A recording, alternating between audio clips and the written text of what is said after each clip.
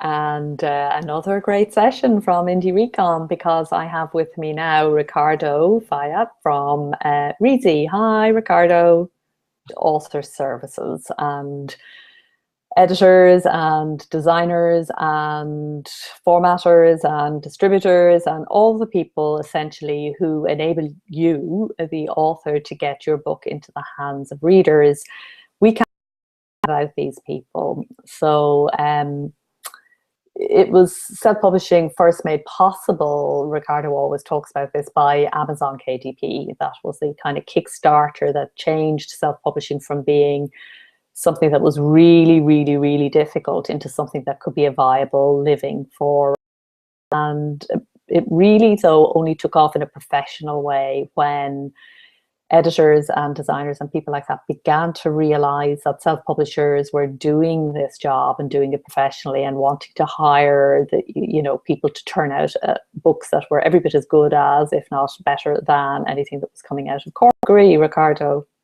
Yeah, exactly. That's always how I like to put it, and that's what made me really want to start Reedsy in the first place, is that we saw a wealth of editing and design talent that was working freelance, and that the major publishers, not necessarily because the major publishers were starting to hire freelancers instead of keeping people in-house, but because these freelancers actively were seeking work with independent authors, prefer working directly with the author, especially the designers who sometimes have more freedom with the author, and that's often an interesting point.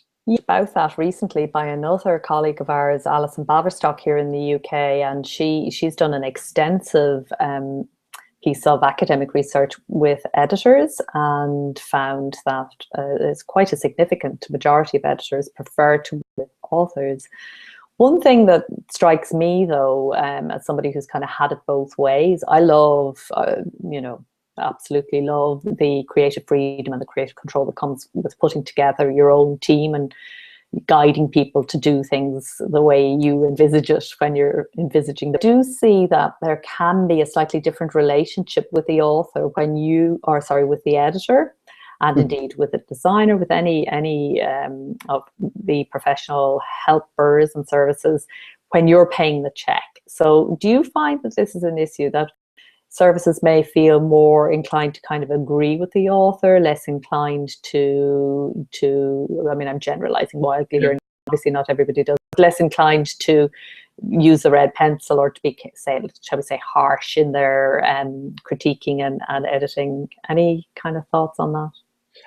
To be honest, and I've asked it to authors, and usually the answer, we're not in a vendor relationship with our editor or designer, we're in a collaboration. And you're really almost hiring people are going to last a long time, because if you keep changing editors or designers, it's going to impact your brand and your image. You're going to lose a consistency either in your writing or in your image, in your imagery, I'd say. And so they often, both sides, they tell me that it's a collaboration, and they want to keep it that way. And often when, as soon as the question of I'm paying you, you should be doing what I'm saying arises, that usually signifies the end of the collaboration, because you lose trust, basically. If the author has to say, the one paying here, so you should be listening to me, the role of the editor is almost over.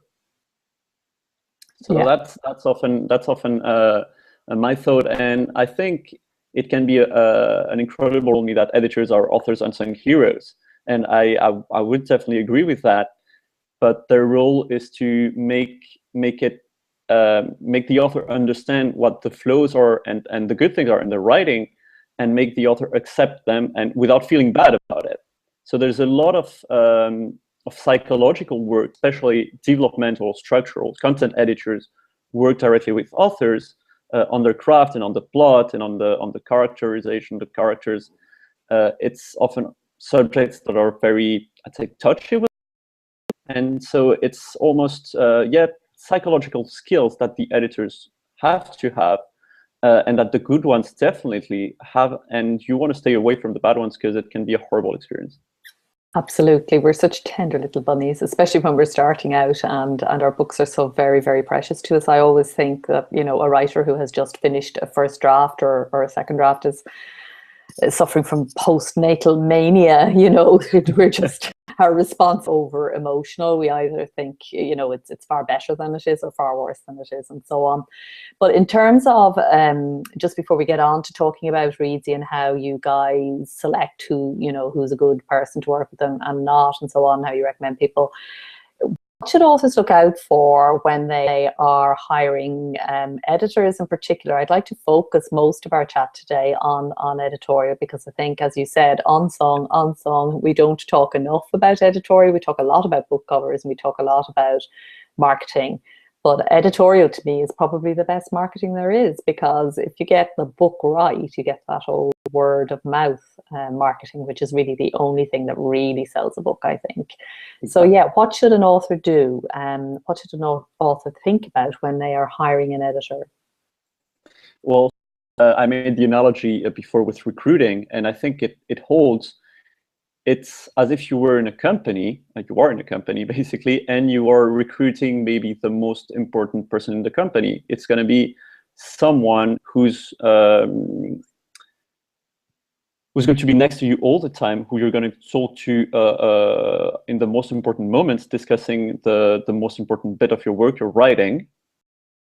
You need that person, as I said, to you need almost to have a very, very friendly relationship with that person. So that's what you should be looking for. And the only way to find it is to interview a lot of people.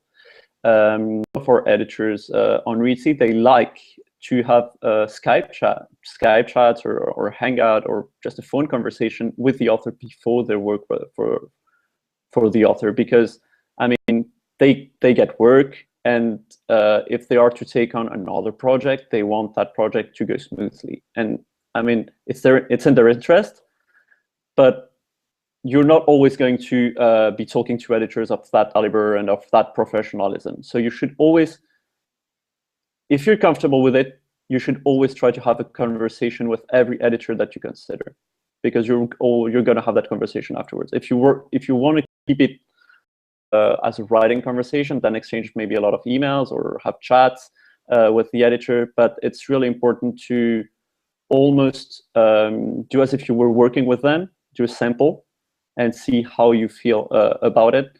And I think that when you found a right editor for you, you know it. So if you're not 100% happy about it, I know Joanna Penn has had to go through 4 or 5 editors maybe. So did you. There you go. So exactly. When you find one that you're really happy with, you know how it's a feeling that you immediately identify, right? It's an editor like you choose a spouse, you know. It's yeah. Was one of our ally members and who loves Google Hangouts. He kind of follows a lot of our Google Hangouts, and he has referred and reminded me of a chat we did yesterday with Jane Friedman, and Jane was talking about how difficult it is. She sees a real gap for authors in terms of marketing. So marketing services that really do work. So there are lots and lots, and we know this in Ally.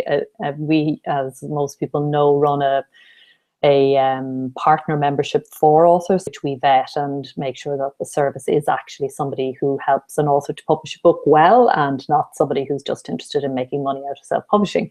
And it's a time-intensive sort of exercise. But the greatest difficulties with marketing public relations, because unusually, you know, when you're hiring people like that, you pay up front and you don't really pay by results. And I really think the marketeers should charge by results. And if they did, that they would start doing things quite differently. Do you have any thoughts on that? I was having this exact conversation a few days ago on the Ally Facebook group, and I think that this exact point was raised by Diane Capri. She said, I want someone to help me do the marketing, but to reward them on a result basis. So whether it's royalty share or base the result on something else, the number of bloggers you contact maybe, or you successfully get to review my book, or if we're doing SEO, how far you get me for a certain search topic, or if you're focusing on metadata, how am I doing on Amazon, things like that. We're going to see more of that in the next few years. I know some of the biggest name authors have started to work with marketers. Joanna Penn is working with a VA, a virtual assistant. Some others, I think Courtney Millen has what she calls, I don't know how she calls it, but it's basically a strategist, someone who writes a marketing plan for her and has her stick to it. Lately on the Reedsy blog, I've interviewed another marketer who's also a strategist and is working with an author on a royalty share basis for a particular book, and also does the strategy and testing different tactics and seeing if they work.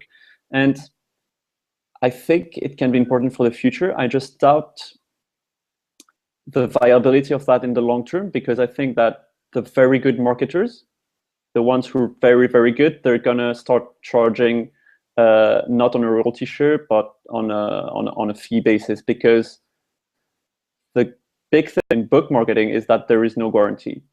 There is rarely a guarantee, or that some books are very difficult to sell. So marketers are out there. There are very easy warning signs when you're talking to a marketer who's just there to scam you. The first one is that they're marketers who are going to take on any kind of project. So that's what we've seen. Marketers who don't ask questions, sure, I'll take the project on. That's a very bad. It means that they take on product that they know they can't do anything with, and that doesn't make sense, because some books they're not going to sell. I think. And then the big self-publishing houses, and whose names will be nameless because I just don't like giving them a plug. Yeah. But they all come under the umbrella of one very big corporation, and I think we all know who we're talking about. But and of course there are others as well who offer marketing services as part of a self-publishing package. But when you look at those marketing services, it's something like buying an ad, Kirkus or in PW or wherever, or it is a package of postcards and bookmarks.